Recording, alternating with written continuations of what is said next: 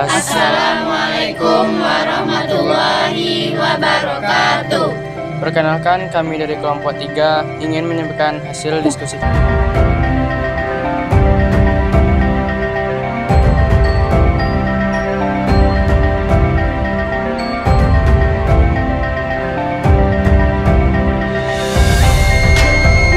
Dokumen asli Sumpah Sakti Bukit Marapalam sulit ditemukan. Pada tahun 1858 Masehi diterbitkan SIP nomor 16 tahun 1898 yang berisi perintah pemindahan musaf Sumpah Sakti Bukit Marapalam yang berbunyi, demi keamanan dan kemajuan masyarakat Hindia Belanda, aturan pemerintah Belanda harus ditegaskan dan semua buku undang-undang adat Minangkabau harus dibinasakan.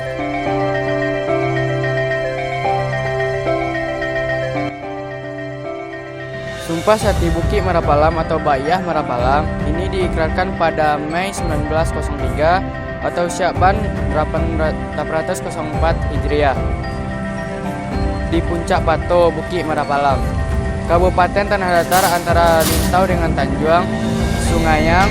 Maksud dan tujuannya untuk mengatur kehidupan memakai hukum Islam yang basandikan Kitabullah Al-Quran.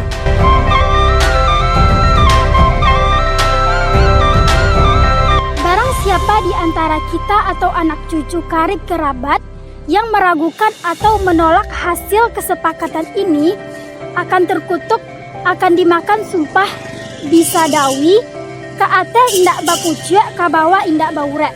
Di tengah digiri kumbang akan dapat bencana dari Allah yang tahu dapat ditolak oleh siapapun.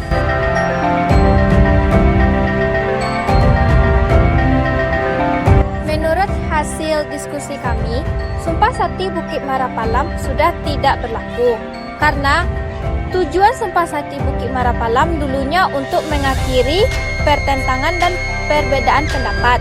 Sementara di zaman sekarang Indonesia sudah ada hukum yang berlandaskan Pancasila. Marapalam yang masih bisa dilakukan pada zaman sekarang adalah adat bersandi syara bersandi kitabullah, yaitu adat Minangkabau harus sesuai dengan Al-Quran dan Sunnah.